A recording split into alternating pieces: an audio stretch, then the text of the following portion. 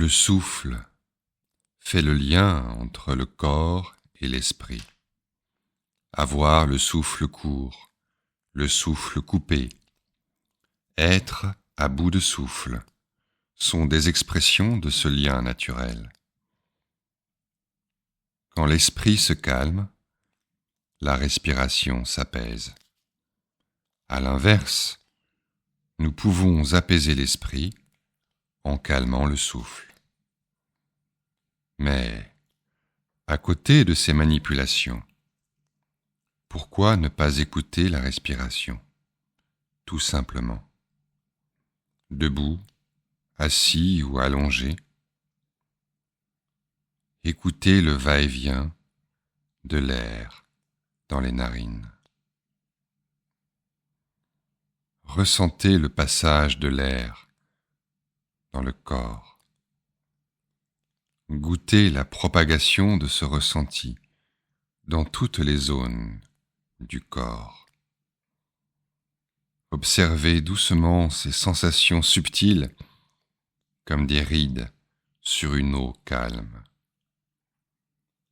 Laissez-vous captiver par le balancement du souffle, comme le ressac des vagues qui viennent lécher le sable de la plage.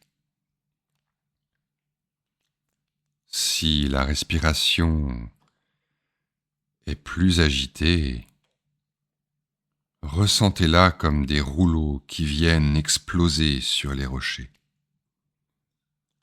Ressentez cette puissance, ce privilège de sentir la vie couler en soi, cette musique, ces mélodies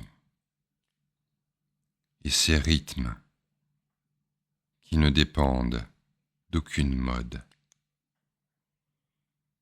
Laissez-vous tranquillement bercer par cette cadence, ce cycle de la vie. Laissez les paupières se fermer si elles sont lourdes. Allongez très légèrement l'inspire si vous vous sentez lourd. Si vous vous sentez venir un bâillement ou un soupir, accueillez-le et laissez-le venir comme une grosse vague qui vous soulève. Appréciez l'impact sur votre être, comme une vague de conscience qui s'étale loin dans l'espace. Maintenant, dirigez doucement votre attention sur la fin de chaque expiration. Encore et encore. Mais chaque fois est l'unique fois. Comme la première et la dernière.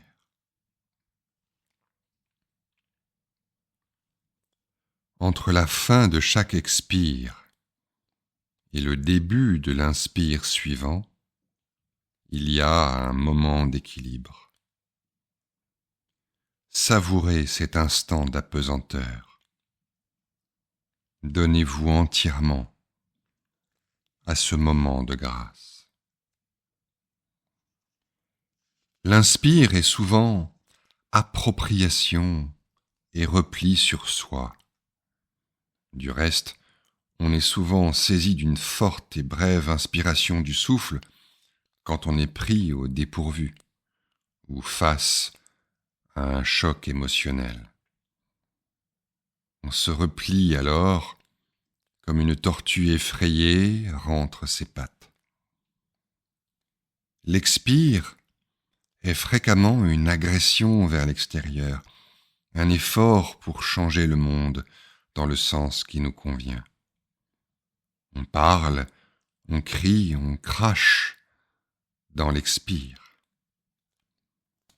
Mais expirer, c'est aussi mourir. Et l'inspire nous remplit de vie, nous inspire. Le souffle entre frais comme la lune et sort chaud comme le soleil, dit-on dans la tradition du yoga. Une lutte cosmique entre le masculin et le féminin, entre les sources opposées qui se jouent en nous. C'est que le va-et-vient du souffle est souvent recouvert d'émotions d'agression et de défense, de saisie et de rejet. Écoutez-le, puis laissez-vous aller à chaque expire et goûtez à l'intervalle de paix, à cet équinoxe de souffle apaisé qui n'est ni repli sur soi, ni agression, ni introversion, ni extraversion.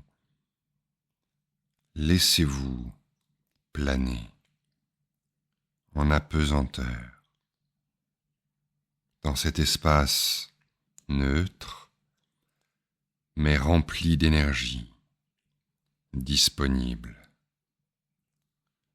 Telle est l'âme de cette expérience. Une exploration sans autre limite que celle que nous imaginons. À présent, vous constatez que la paix ressentie dans l'intervalle est toujours présente quand l'inspire suivant a lieu, puis l'expire, et ainsi de suite. La paix n'est plus un intervalle, mais le fond vivant sur lequel se détachent les opposés, inspire et expire, vie et mort. La respiration n'est plus perçue comme une interruption de la paix, comme un déséquilibre, mais comme des vagues dans cet océan de paix. Ressentez comme l'expire et l'inspire s'allègent peu à peu.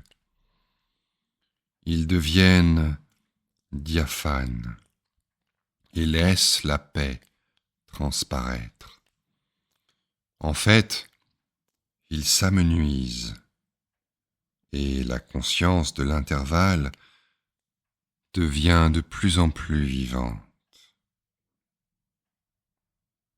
Comme une fissure d'abord étroite s'ouvre en grand, comme un bâillement. L'intervalle n'est plus entre les respirations, il n'est plus en elle. C'est la respiration qui va et vient dans cette paix, douce, légère, transparente. La paix accueille le souffle.